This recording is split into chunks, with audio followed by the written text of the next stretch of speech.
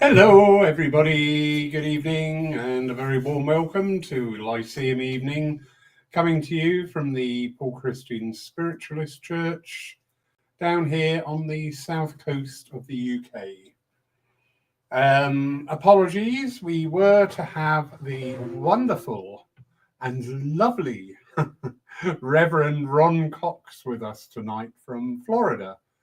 But unfortunately, due to the weather conditions out there, Ron is unable to join us, which is very sad. So you're stuck with me. Isn't that wonderful? Please, it's just, I don't know, drizzling. Someone must be getting out. Call Donatella. Sorry about that. Bit of fun. Because I know Ron will be watching this later on. Anyway, so just little old me. Welcome. As always, we invite you to join in with the conversation, as it's just myself this evening. If you have any questions, anything you want to ask about, one of the things I find in spiritualism is we're very good at the mechanics of mediumship. Teaching, how to make a link, how to do this, how to do that, which is all very wonderful. And believe you me, I'm not having a go at the evidential mediumship side, but there's a whole load of other things. It doesn't come alone, and I'm seeing this quite a lot, and it's getting a little bit mindful of things that I'm seeing and hearing. I know we have the dreaded social media, and what a curse this thing is. If they switch it off tomorrow, I'd be out celebrating, seriously. But there's the support side to it as well. We touched on last week in the conversation about the development of the mediums. Now, I'm not talking about, the development of the ability to make a connection or to meditate or to find that elusive thing that we're always chasing, that when we stand on the platform or we do a one-to-one or we go live online as it is now, everything is just going to click and fall into place. Well, number one, want to hear your thoughts from this and comments. There is, to me, in my opinion, there's no such thing as the perfect medium. Now, sadly, again, going back to the social media side of things, I'm going to be quite honest here. We're seeing an awful lot of grifters about. We're seeing a lot of people who are telling you how good they are and how brilliant they are, and it seems to be this endless barrage of how great am I. And, I'll be honest, I'm not seeing it. I'm really not seeing this. So comments coming in. Hello, Jan. Hello, Ashley. Oh, you're here tomorrow for the barbecue, Ashley. Jan, without the internet, I wouldn't be able to watch this. Yeah, I get that. I do get that. But there are other platforms. It's just this whole energy of social media. And I can see where this phrasing and approach comes about doom scrolling, because it does tend to pull you in if you're not careful. And you do end up just going through, and so much of it is quite negative.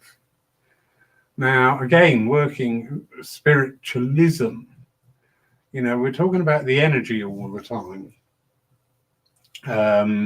It would have been really interesting because Ron is a reverend with a metaphysical church, and I would like to get to know a little bit more about that. I know a little, but not enough to comment. So I would love that conversation. We will have it at a later date. That's fine. But when we're talking about the energy of things, we are getting bombarded now by negativity from everywhere, and that is bound to have a big effect on us.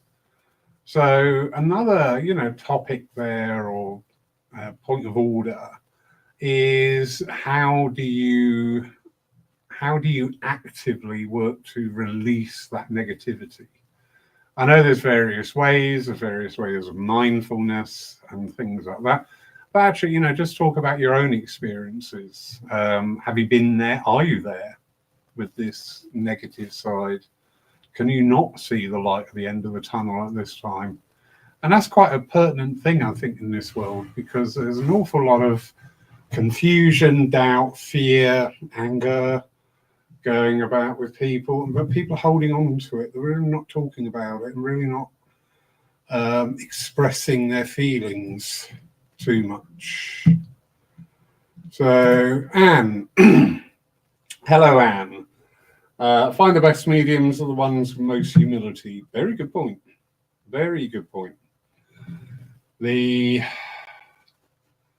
rise of, and again, this is down to things like social media. I had somebody tell me that I have to book them for pool, which didn't really go down too well with me. And when I sort of danced around it in a nice way, because I can be nice occasionally, does happen. The retort was, well, I've got over 5,000 followers. And that, I look at that with these followers online and everything. I know I posted a little joke thing the other day about it. But I'll be perfectly brutal with you. People follow people, and do you know what? At the end of the day, they're really not interested. I always say with these onlines, and people, rather than taking, what's the right word? Help me out here. Rather than taking the sheer magic and the sheer awesomeness of being that one, the intermediary to relay those messages, people are looking and using things to measure themselves with, like, the number of likes. And again, being very, very honest here, and I have actually said this to two people who've quoted this to me, as all these people liking you online, if you had something happen to you while you were live online, don't change channels and go and find somebody else to watch. Don't flatter yourself. The lovely Stephen, the unicorns, indeed, the unicorns. Stephen and I talk at great lengths about various subjects, and I know we've got very similar mindsets on certain things. And do you know where that comes from? That comes from being, I'm not, again, whenever I say things, it's not me saying, look at me, how good am I, because that just doesn't do it for me. We're dedicated and on it, and I know there's a lot of people watching this tonight and will be watching it in the future who will understand when I say that we are dedicated, honest, and erstwhile spiritualists. Now, there's so many new philosophies and things out there to tantalize, and I use that word grifters, and I blame this man because actually he used it in a conversation. I went, do you know what? I really like that. That's such a good descriptor. There's so many people promising you wealth, health, happiness, all sorts of things, raise yourself to a different dimension, and all these people are going to step in and take care of your troubles for you. And it's really... I find that unhealthy. I am always one to bring it back to self. Everything starts from you. Everything comes from you. Yeah, get advice, get assistance. along your journey. But don't think that somebody's going to, if you wear this talisman, good luck is going to dog you all around. Really? If you follow this. And a lot of these things that come in now, they don't stand up to any sort of critical thinking. The one thing I love in spiritualism, and this was taught to me by one of the very old school mediums, and at the time I didn't really give it the credence to the value of saying this. But she always used to say, well, where's the evidence? Well, that's very nice, but where's the evidence? Now, in that context, this was in part of my progression of development in circle work. And yes, the evidence was crucial. But actually, you can apply that to a much wider field. You can look at that and apply it to different things. So when we get all these things promising us the world, and it's only going to be $12.99, I wish, more like $129.99. Where is the actual evidence? And where does everything come from? We can wake up tomorrow and go, we're going to have a really bad day today. I'm not saying that because we've got the barbecue. And do you know what? You're going to have a really bad day because you're already programming yourself. You're already getting yourself set up for it. I always say, with people who go out and are very critical of other people and finding fault with everything. If you go looking for fault, why are these people so surprised when they find it? Seriously, ask yourself that question. There's lots going on out there, and a lot of it just doesn't appeal. So you just say, interesting, but thank you, no. But the things that do engage you. Now, this is the thing in spiritualism. I find, I don't want to say true spiritualism because this is causing a division. We're getting a few adjectives put in front of spiritualism, and I'm dubious about them. Just spiritualism, regardless. There is so much in there. There is so many pathways of self-exploration, self-development, self-awareness. We've got a great big world out there of about 8 billion people now. So we've got 8 billion worlds because everyone's going to see the world in their perspective. So that is their world. And we can't force change on people, and neither should we. Neither should we try. But we can change our perspective of things. We can change the way we see the world. Yeah, it's a horrible mess at the moment. Just a quick few hellos, because I'm just going to go into one here. Susan, you lovely, lovely lady. How are you? Nice to see you. Ashley, individualism and uniqueness of energy is where the natural connection with spirit flows to and from and to. Very true. Very true. Lovely Stephen, the truth is even more incredible than the fantasies that people obscure it with. Ooh, yeah. Yeah. Do you know what? I know I've said this many a time, and people think, oh, that's nice. That's comforting. That's reassuring. But it's true. Do you know what? Each and every one of us is capable of unimaginable things. And I really mean that earnestly. I really do. I'm very fortunate that I have the company of some absolutely wonderful people. The lovely Susan, who's on tonight, was great. I love Susan. Is down to earth, says it as it is, and you know what? That's great. That works.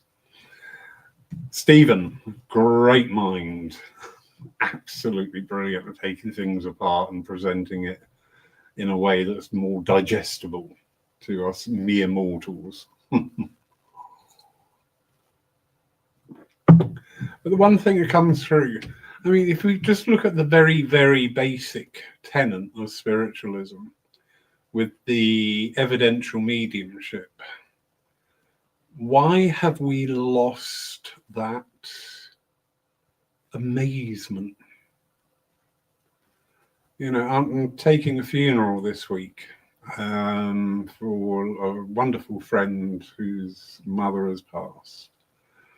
And talking to her and knowing the family, you just know the impact that has had on everybody. Absolutely everybody. And not now, but when the time is right, and when that communication first starts up again, you know, that should actually make you just sit there and go, wow. Absolutely wow. And that seems to be lacking. I. Yes, no.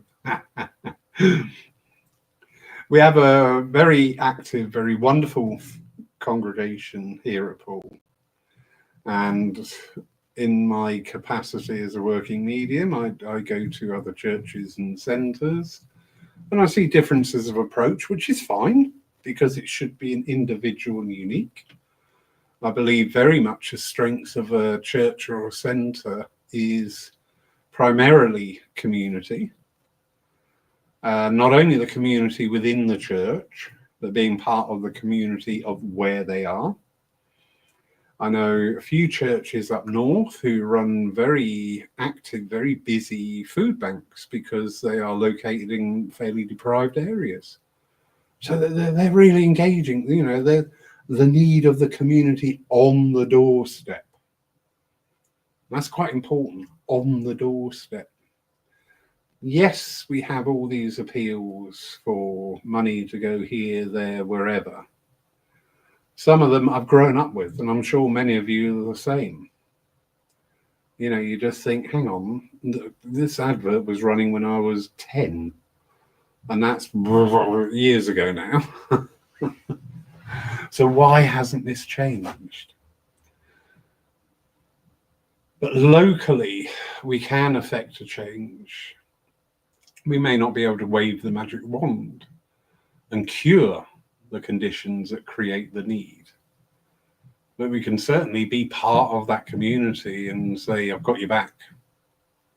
Yeah, I'm here. I've got your back. I'll do what I can.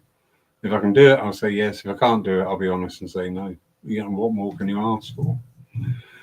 So, and then education. Education, and education. Moving away from the theatre of endless evidential mediumship. You know, some of you know me, know why I say this. Well, that was a really good afternoon, Lawrence. Thank you very much. Next week, we've got a really good medium, you know, and it's just this continual barrel roll. We should be striving to engage, and especially those new to the movement, because they have such a valuable perspective. The people who walk through the doors of a church or a centre or a group or whatever, they have a really valuable perspective there, and we should really try and engage with that. Not only to try and find out their needs and wants, but also, if necessary, allow it to maybe change us slightly. Maybe, you know, a different approach, maybe whatever. But there's always these opportunities. But again, I'll go back to the education side of it. Now, I know with some churches, they may read out principles or their mission statements or X, Y, Z, and that's fine, but it becomes a little bit by rote. I've been to places where these certain things are read out before every service. And the lack of energy about it, that's what gets me. And again, we're talking energy. The lack of energy, it reminds me of my school timetables. I remember them. 1 times 1 is 1, 2 times 2 is 4, 3 times 3. There's no love there. There's no passion. There's no invocation of the spirit, which is what we should be aiming for. We should be able to stand there very proudly as spiritualists and be able to converse with people, be able to help people. We've got a fantastic library here, and I'm a little monster at times, because I'll see somebody pick a book and I'll go over and go, what you got? And a couple of times I've gone, why don't you try this one? Because I've got a better idea of where they are. And they may have picked up something that, yeah, further down the line will be great, but at this time may not be suitable. Or they're looking into one area and maybe when I have a think about this area, just have a little think about it. Anyway, back to the hellos. Lovely Lee Chu, good evening, darling. Elspeth, how are you, sweetie? Leslie Thomas, good evening. Susan, the world would be a most beautiful place if we lived in the truth of the soul and spirit. But isn't it the challenge of this earthly existence to rise to that truth? And boy, what a challenge it is. Really true. Really true. Oh, hello, Chris, Mr. Archibald. Nice to you join us. Now, this is another area. We seek the truth. The thing is, what is the truth? Because I don't believe there is one definitive answer to it all. We may have our pathway littered with epiphanies and moments of clear vision, but the search for the truth is going to be endless. And this goes very much into our philosophy, which is one of my second passion. My first passion was healing. My second passion was philosophy. And with the philosophical view, you know, I love it when we have demonstrators here, or you go to see a demonstrator somewhere and they have that passion about them.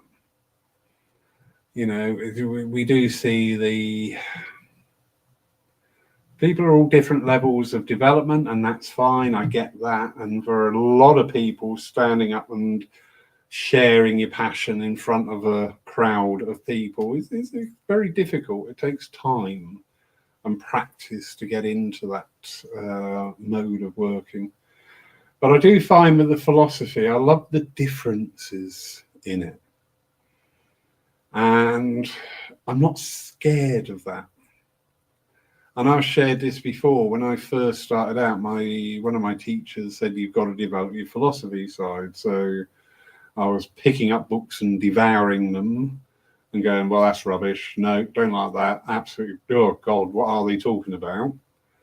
But then as the pathway carried on, my mind was very often taken back to things that I had dismissed years earlier and thinking, well, I can't dismiss that now because I understand this. I know this to be true for me. So if I believe this, I can't say that that's wrong because it's got that similar energy. But the big thing is with the philosophy is the difference in things. I sit with my team quite regularly, and we sit and have a chat. We have a laugh, we pass comment on social and world things. And this question of the truth came up. And I was reminded of a passage, a very, very old book, that says there is more schools of philosophy in the spirit world than there are stars in the sky. And I thought, I get that. I get that. So if we're on this eternal quest, because don't forget, we are eternal beings. We have lived forever. We shall live forever. And we're here now in this realm. And I said about peace, will we ever know peace in this world? And the answer was, yeah, not what I wanted to hear. I'll be quite honest.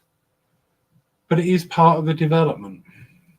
Because when we're pushed, when we're stretched, when we face difficulties and adversity, that's when we find the strength. If everything was lovely and fluffy and sweet and light and whatever, we're not going to push ourselves, are we? We're going to go, oh, look, another day, 82 degrees, how wonderful. La, la, la, la, la. You know, life is going to have its challenges. It always has and always will. I mean, mankind's been at war since the first time two tribes sat on each other's side of the hill. And they have the ability now to stop that completely. But I feel that that will not be allowed. Anyway. Let's go to the questions. Chris, good evening, sir. And he's just saying, I've just picked up a book out of our church library, The Return of Arthur Conan Doyle. You never know how much teachings are in our church libraries from our pioneers of our churches. Really true, Chris. There is a huge amount available online as well. Whenever I'm searching a book, I'll always put PDF at the end, because it's quite awesome the number of books that are available as PDFs, which you can download and read yourself. There was one recently, the name eludes me, but I'm thinking, oh gosh, this is going to be a rarity. I can't find this anywhere. And I put PDF in, and lo and behold, there it was in all its glory. I was like, wow, brilliant. So yes, yep, good point now, Chris, because the education side shouldn't just be in church. It should be something people can take away and work with and read. And reading is a very good way of taking in things. Or audiobooks. There's quite a few wonderful old manuscripts available as audiobooks now, which is, wow, double bonus. So yes, Chris, thank you. Lovely. Susan, I agree, Laurie. Let us not be brainwashed. It sometimes feels like that we are pushed to believe that if we do not follow a particular method, then you are not one of us. Yeah. I just treat it with a very wry smile that we see the rise of popularity of certain things which have very much got their foothold in old orthodoxy. You know, this is where I had this once. I was having a discussion with somebody, and I was trying to debate this area that they were working in, and I was asking questions and really not getting answers. And then in exasperation towards the end, well, of course, you wouldn't understand it because you're a man. I'm just like, oh, so you need a womb to believe this, do you? Okay, that's fine. You know. And also, when you try and find out and actively debate things, and debate seems to be an energy that some people find very difficult to navigate. You ask questions and it's immediately puts people on a defensive mode, and it's like, no, don't get up here. I want to know. I want to understand what you're talking about. That when you get into that area as well, and because you're asking questions, and you may be asking questions that this person or people haven't asked themselves, they've just gone along with it. And then when you ask those questions, because there's no answer forthcoming, we then switch into the personal attack.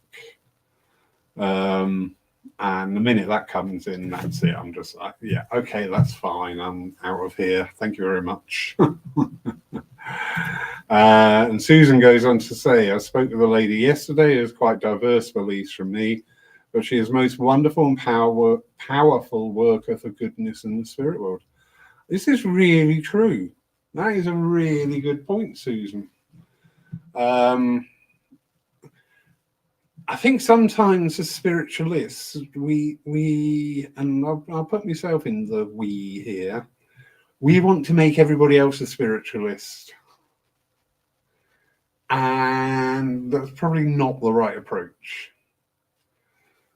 Again, through debate, through conversation, we can find where people are coming from. Where's that core energy? What's it about? You know, is it to pander to your ego, which we do see a lot of? Is it to pander to your income, which we do see a lot of? Or actually, what you're doing, that's really beneficial for people. And okay, I may not fully understand what you're doing, and it may seem very alien to me from the world and point of view of a spiritualist, but hey, if it's working and it's for the greater good, yeah, kudos, carry on. So, Stephen, peace is like the pause between notes that overlap. You have to listen and it's there. Yes, yeah. We can, why am I stuttering tonight? We can find that peace. It's very hard, especially at the beginning. I've got one of those minds, you know, and I dreaded meditation in circles. I absolutely dreaded them because I knew that the minute we would sit to meditate, after 4 or 5 minutes, my mind would be going do do do do do do do do do. But it still does at times. Normally when I'm stuck in a conversation with somebody, I don't want to be there. But again, you know, the mind's a navigator. Thank you, Mark Stone, for that wonderful saying. I was going into circle thinking, oh God, the meditation I'm going to, you know, is not going to work and I'm going to go wandering off, la, la, la, la, la. Of course. Why am I surprised that's what happened? It only confirmed the imprint that I had already laid down. But if I hadn't laid that imprint down in the first place, or if I changed that imprint to go, you know what, I'm going to go in and I am really just going to let go. I'm just going to go in and in and in and in. Lo and behold, guess what happens? So, yeah. Peace is obtainable to everybody. Different routes. I love my music. I've had a music day today. We've got the barbecue tomorrow, so I've done the playlist for the barbecue.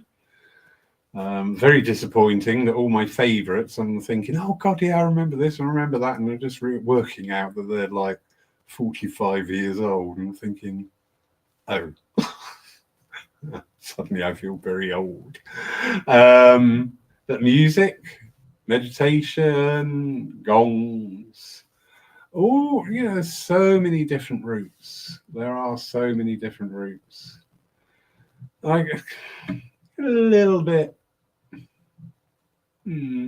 at times, because I see people touching on things, touching on various methods, and really not going to the level that's whatever that modality has. They're just skimming and going, oh, that was great, wasn't it? Oh, wasn't that lovely? And just like, oh, we're missing the point here. Are we just dashing from one modality to the other for that instant feel-good thing, which in my experience never lasts. It never lasts. You know, you can go out and have an evening and come home all buzzy and exciting. Within a couple of days, it's gone. Because we haven't gone into the depths of it. We haven't invited ourselves to find out more. You know, sound vibrations, different frequencies. You know, there's a whole wealth of very easily accessible knowledge out there for us to go into. But then, you know, oh yeah, we did this, and oh, it was great, lovely, and what's next? You know, and I just think, why do we keep skimming Why do we keep skimming like that? It's like pebbles across a lake. We never allow ourselves to pause and drop and investigate the depths. I'm going off on one there, so pull myself back. Thank you, Stephen. Lovely, Susan. Alone we can do so little, together we can do so much, Helen Keller. Yeah, that has always been the way. And that is a very poignant message for today's world, is it not? So much turmoil, so much strife going on, so much disagreement and counterproductivity. My very simple philosophy with all this going on in the world is we just need to turn around and just say no. And very simply, just say no, not complicate it.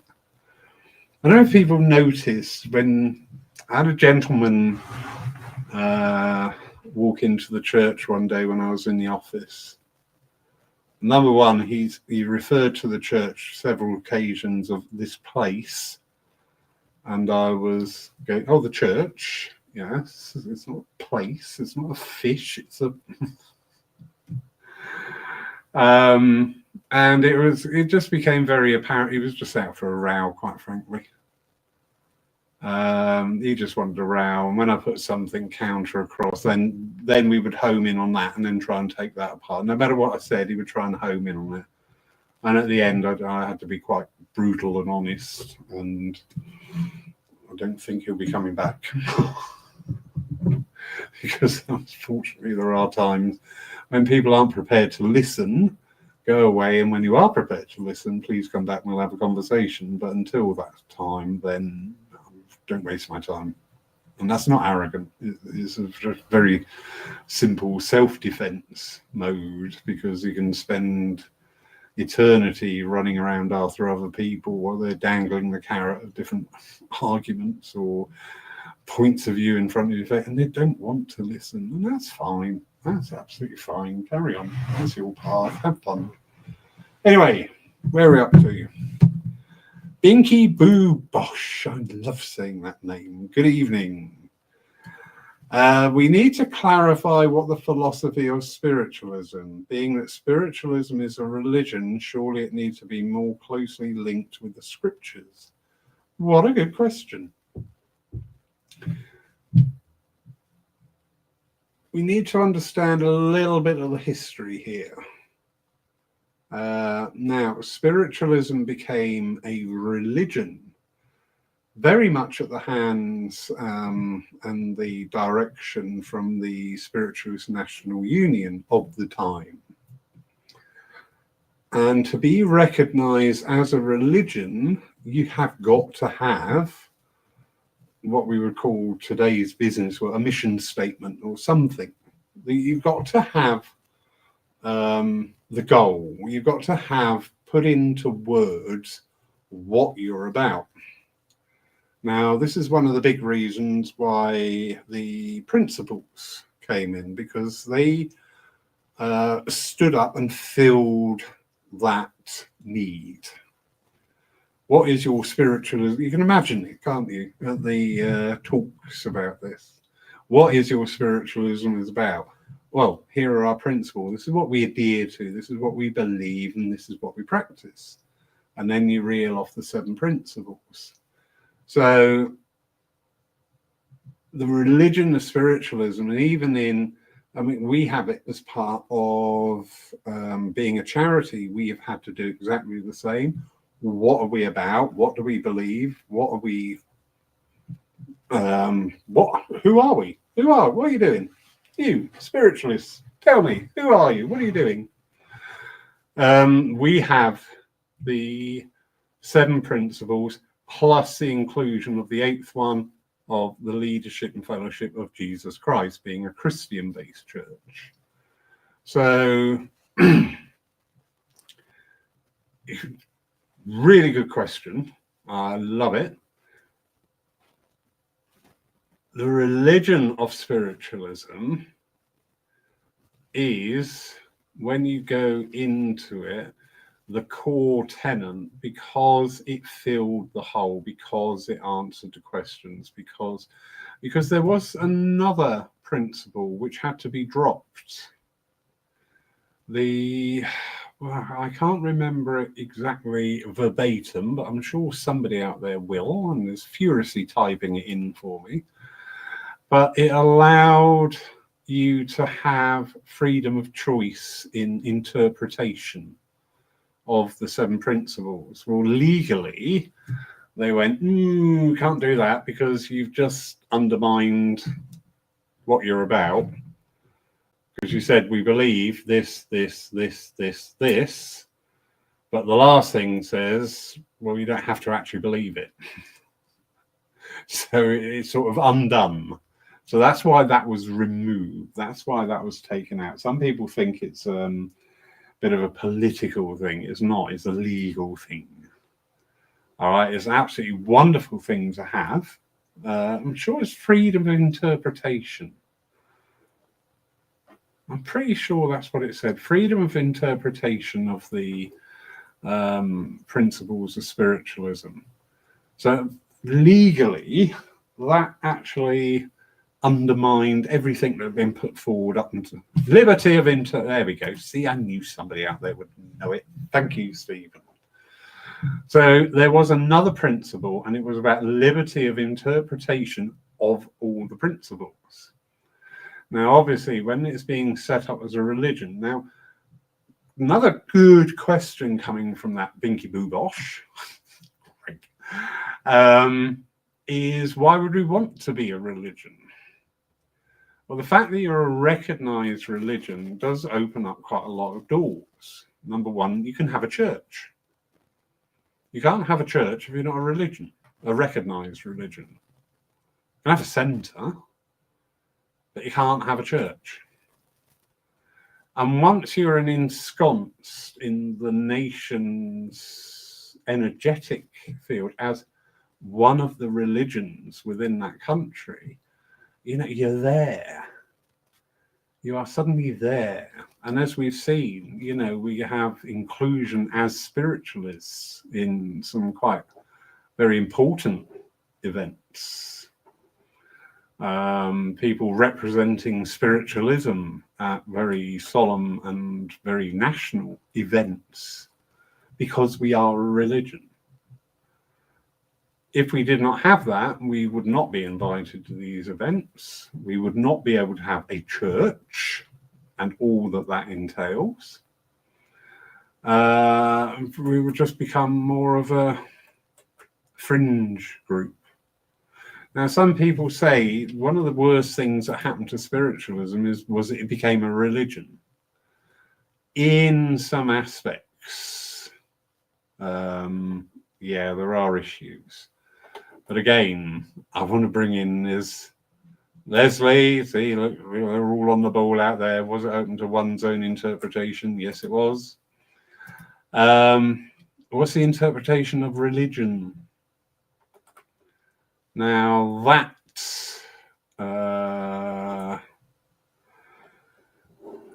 is where we see a lot of the issues.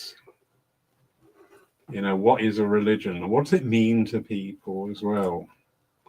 And as the world changes, as generations evolve and come into the light, what does the word religion say to some people? And what is that opinion based upon as well? I was an altar boy. I know. Can you imagine? But I was an altar boy. I think it was just to get me out of the house on a Sunday. My mum was really good because she had 3 boys, 3 terrors, but she loved us dearly.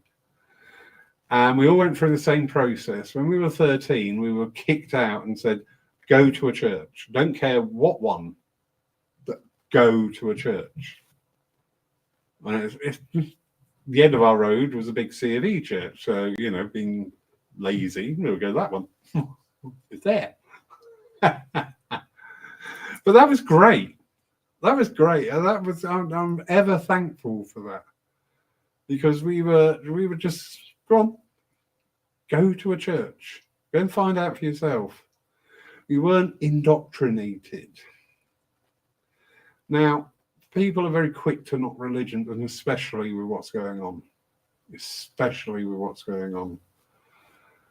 But I would say it's not the religion, it's the interpretation of the religion. It is how people are interpreting things. And I know people will pull out certain lines. A lot of the time, these lines are very much out of context. I can go into the Bible and pull out a load of lines to show you why us spiritualism are devil worshippers and why we're never going to go to heaven. But also through spiritualist eyes, I can go through the Bible and pull out a lot of lines going, well, this is trance, and this is transfiguration, and this is materialization.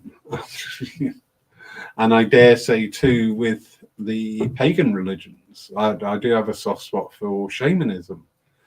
And I dare say that within shamanism, there are certain areas that you could pull out and turn it into something it's not. So it's open to interpretation. I love it. Tonight's word, everybody, it's interpretation. Stephen, our resident historian. When SNU was formed, there were no secular weddings, funerals, etc. in the way we have today. So having a religion was more important at the time. Yeah, it was that banner to be able to do what we do as churches. Hatch, match, and dispatch. We could never do that without being a recognized religion. The divine services, maybe this is where we went wrong, would have had to have a different format. Never too late to have a little look, is it? So, Binky Boo, I hope that helps you. It's not answered what you've asked, but I hope it's given you some information about why we are a religion. Where does that come from?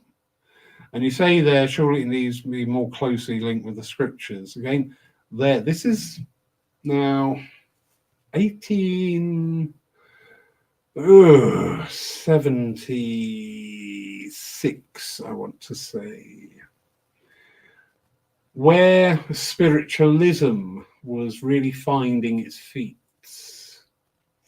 and being new and invoking exactly what I was talking about earlier on, invoking that wonderment, that amazement, that awe and majesty of what we are able to demonstrate through our healing, through our evidential works, really captured the public imagination. So spiritualism suddenly went from a standing start to a galloping horse, which is brilliant. God, if you get that energy back today, you'd be laughing. But in amongst that, because here in the UK, Christian-based country, and obviously Christian church was very big influence, not just on Sundays, very big influence in the lives of people. This new religion was bringing about this urge for freedom, this urge to loosen the shackles of the orthodoxy of the old. So this is where we saw the division in a way, because we had, now they weren't called the Union at that time. I can't remember the actual name it was called, but they had the ardent group that were to become the Union in time, and they wanted a shot of all the shackles of orthodoxy. However, there was also a big movement within spiritualism where the tailings to the orthodoxy, the Orthodox Church, hence our divine services, hence being a religion, hence having a cross upon the altar. They were more comfortable with that. So this is where we saw the split start to come in, this division. So we had the nearly had it then. We had one group of spiritualists wishing to lose the ties to orthodoxy, and we had the other group of spiritualists who still wanted a foot in that camp, still wanted that familiarity. So this is why we see that division there, and this is why we don't see the link to the scriptures, because spiritualism is, as should be, encompassing of all religions and belief systems. But in and amongst that, we seem to struggle sometimes maintaining that. But there's a lot of good work being done as well. So I hope that answers why it's not closely linked to the scriptures, because spiritualism was setting itself up as its own religion. And when that came through, it wanted that break away from the orthodoxy. Having said that, we still have whatever branch of spiritualism we're involved with. We will still have our divine services.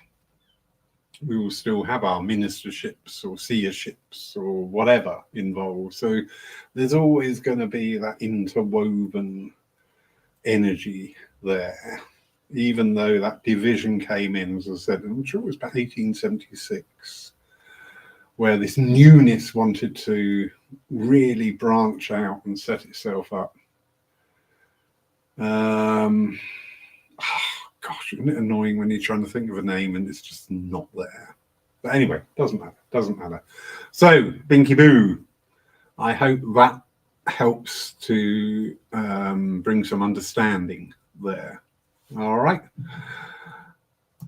Lovely, Stephen. I think fear has a lot to do with the grip of orthodoxy, to try to fit in with other religions, but also for people who hope Jesus is a safety net. Yeah.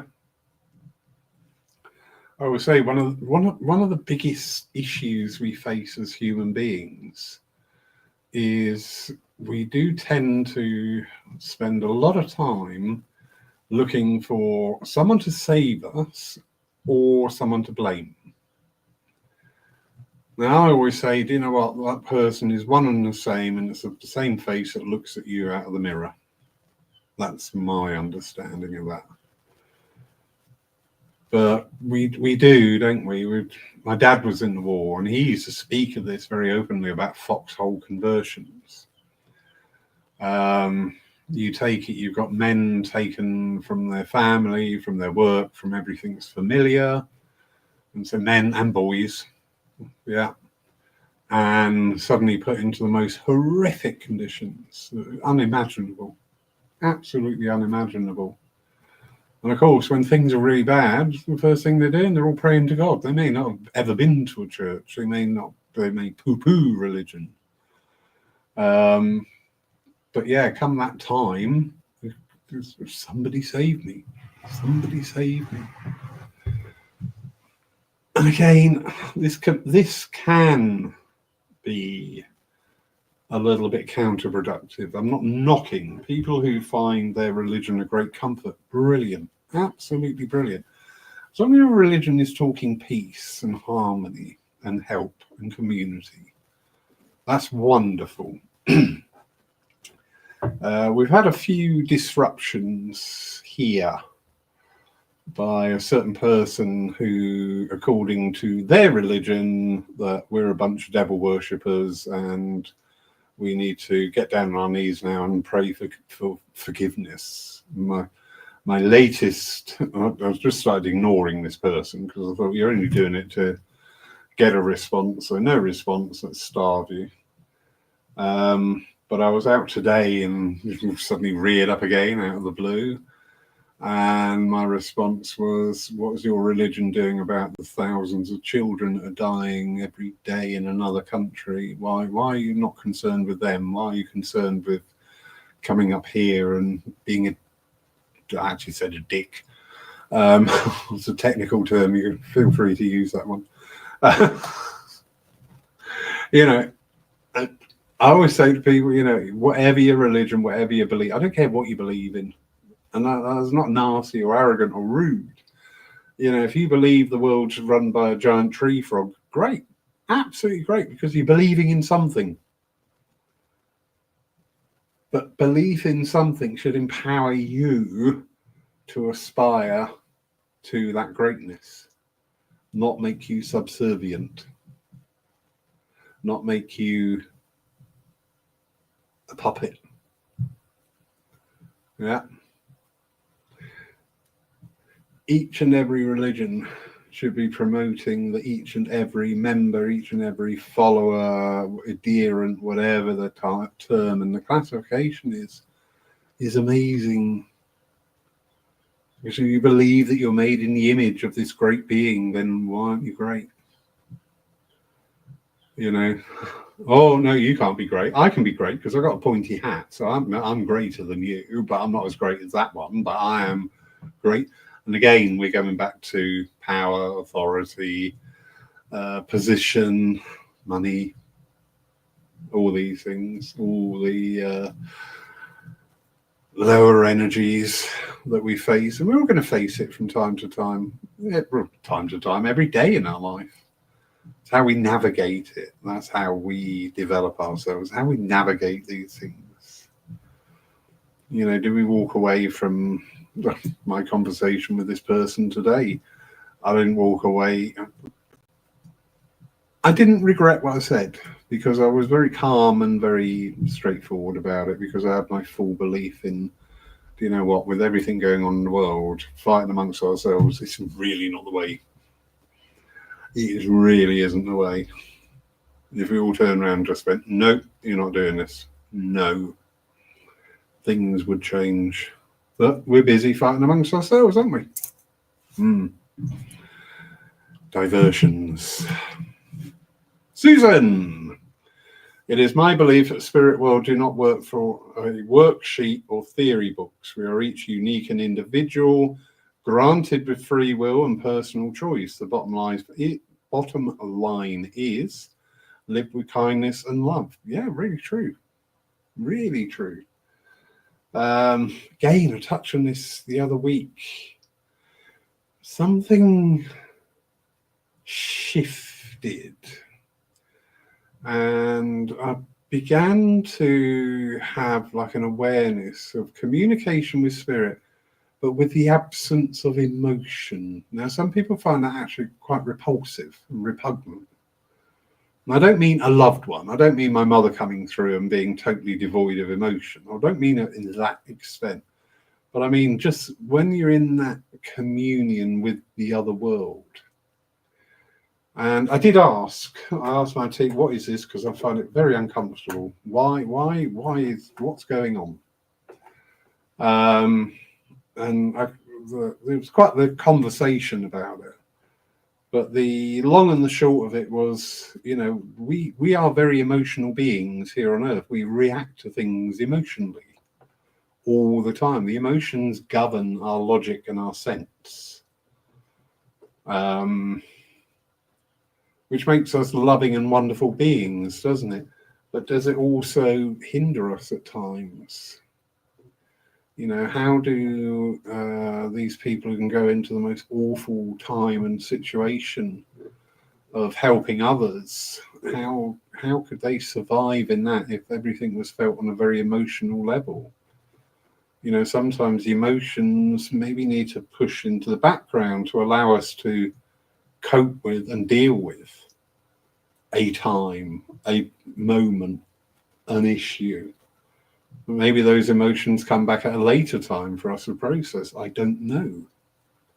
But sometimes, yeah. We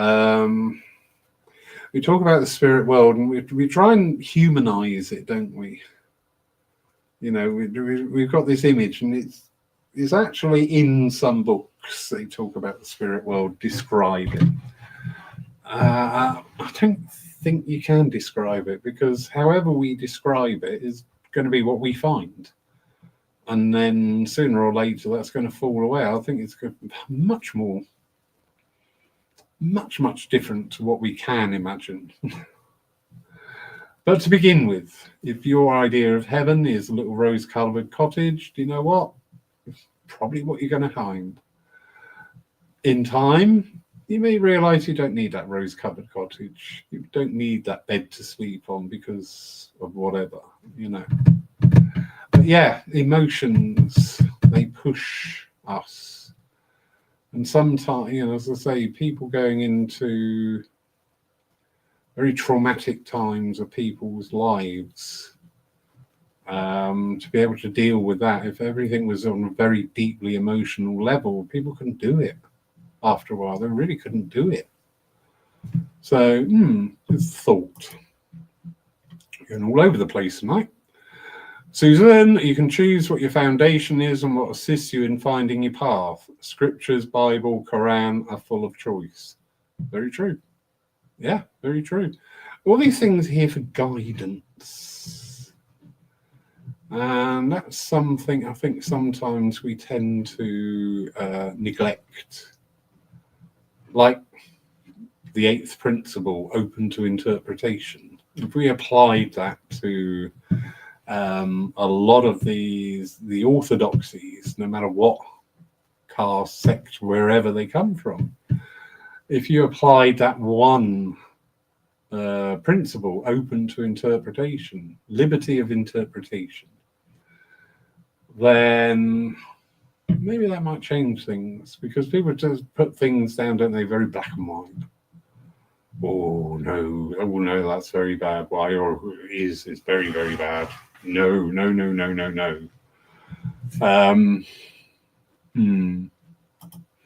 Stephen, I like the Socratic filter. Is it true? Is it good? Is it useful? If it fails any, don't spread it. Yeah, that's really good. We can apply that, you know, when in our development as a person. I'm not talking about development as a medium or a healer or a philosopher or whatever. Just, you know, because we're here to grow. No one came here just to be a medium. Sorry, that doesn't happen. You know, mediumship is part of my life, as is everything else. And they all add to the sum total. My life is made up with wonderful workings of the church, my work as a healer, my work as a medium. There's a lot of other areas, a lot of other things that make up Lawrence. I'm fortunate that with my understanding and my experience working with the spirit, that I can use that to enhance how I see things, how I do things. I don't always get it right. Nobody's perfect. I walk away from a situation thinking, yeah, could have done that one better, couldn't you? At least I know. So many people have got no idea. They walk in, cause carnage, walk out and go, well, that was lovely, wasn't it? But yeah, that's I like that, Stephen. Thank you. So that's this whole hour gone. Waffle. I hope you've enjoyed it. I know we've just flittered all over the place, but interesting. Thoughts out to the lovely Ron. He was gutted he couldn't be here tonight, and I'm going to do this again because I'm just quite an annoying person, really. But I just found this quite funny, as he couldn't join us because of the hurricane in Florida. I just thought we'll pop this in for Ron. Please, it's just, I don't know, drizzling. Someone must be getting out. Call Donatella, get her jet. Call everybody else that we know that has a jet. Sorry, Ron. Oh, hold on. Leslie, lovely Leslie Thomas. I hope your evening went well last night, darling. And she says, I think the word religion, with respect, is sometimes a cause of disharmony amongst mankind. When you think of it, mankind themselves have given themselves the labels that define their religion, which in turn takes different pathways with their own belief that man has created themselves. Why can't we all walk our pathways without the word religion being blamed for not having world peace? I believe once we arrive home, it's then we really understand. Yep, very true. Very, very true. Yeah. It's again, the religion thing is always going to be a topic that we can debate and talk about. It's how it's applied. It's like all things, it's how it's applied. Anyway, thank you everybody. Thank you. We will enjoy the barbecue. The place stinks at the moment. I've been making up chicken skewers and vegetarian skewers and stuff like that today, and all I can smell is garlic and onion. Oh, there'll be no vampires in here tomorrow. So yeah, if you're if you're around about tomorrow, we can make it down to Poole. We have a family gathering time. So it's not a divine service in that usual format. It's an amalgamation of the people who come to the church, different topics talking about. As you can see, we have regular seating and we have tea and coffee seating over there. And there are tea and coffees from the bench there. It's lovely. Very informal gathering. There will be some philosophy. There will be some mediumship. There will be some prayer, but not in the formal delivery. And I can wear my jeans tomorrow. I love family gatherings because I don't have to put a shirt and tie on.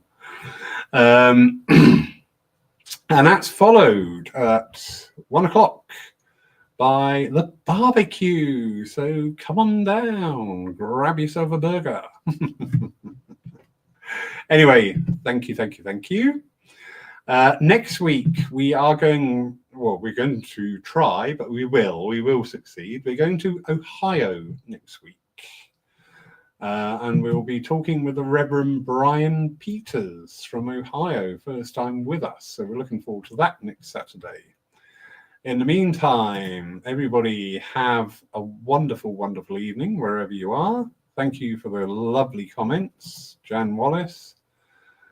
The problem is not religion per se, but patria. Yeah, very true. Chris, thank you, sir. Yeah, it'll be a lovely day. And silly me, I've taken the book in to serve a church in the evening, so no cider for Lawrence tomorrow. That's a bit disappointing, isn't it? Hope you've enjoyed tonight, and if you're watching later on or listening later on, I hope you found something in there just to inspire thought. That's what we're about. We're not here to... you know what? The spirit world has never said to me, you must do this or you've got to do that. They've always said, have you thought about this? Have you considered that? And I love that. I love that energy of, yeah, I like what you just said, or, yeah, I'm not really sure what you just said. It's a good chance to, examine your own beliefs in a nice way. Have a wonderful, wonderful evening. Look after yourselves, and we will see you next Saturday with the Reverend Brian Peters from Ohio. So, very good night, everybody.